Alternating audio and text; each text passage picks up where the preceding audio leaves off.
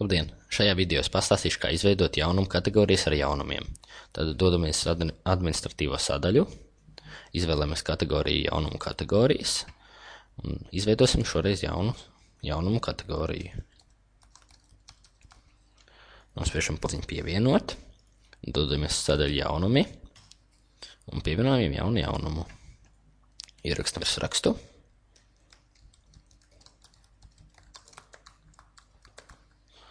Un pievienojam viņu pie sadaļas jauni jaunumi. Šis ir jaunuma datums, viņš parasti ir šīs dienas, un tas norādīs secību, kādā tiks jaunumi kārtoti. Jaunuma īsā aprakstā mēs sarakstam kādu īstu tekstu, par ko būs īsti pilnā aprakstā.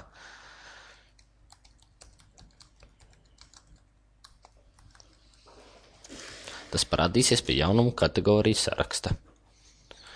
Pie pilnā apraksta mēs atkal rakstam pilnu jaunumu tekstu.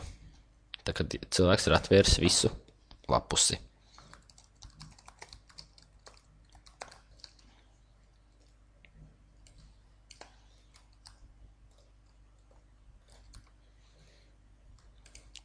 Tālāk mēs pievienosim pāris fotogrāfijas.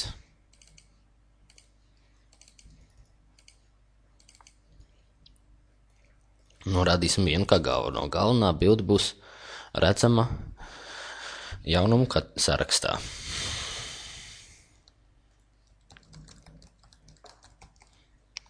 Nospiežam podziņu pievienot.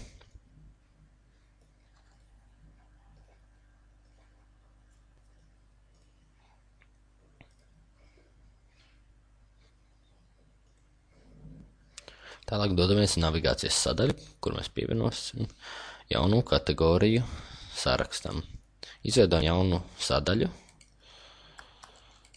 ar nosaukumu jaunumu saraksts.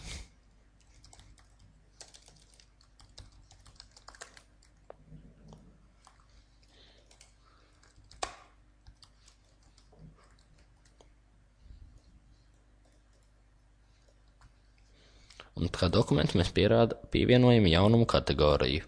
Atsevišķi jaunumus nevar pievienot. Nospiežam podziņu pievienot.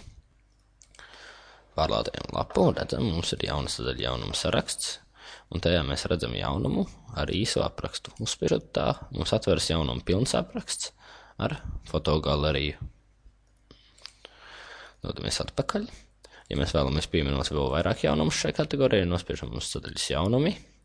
Izvēlamies, kuru kategoriju mēs vēlamies pievienot, un ieliekam ķeksīti pie šīs sadaļas. Pievienosim vēl pāris sadaļas. Pārlādēsim lapu, un mēs redzam vairākus jaunumus. Šim jaunumam, piemēram, nav bilde.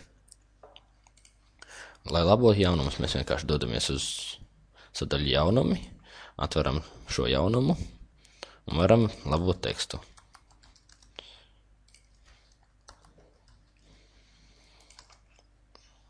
Mēs varam arī nomainīt citu galveno bildi.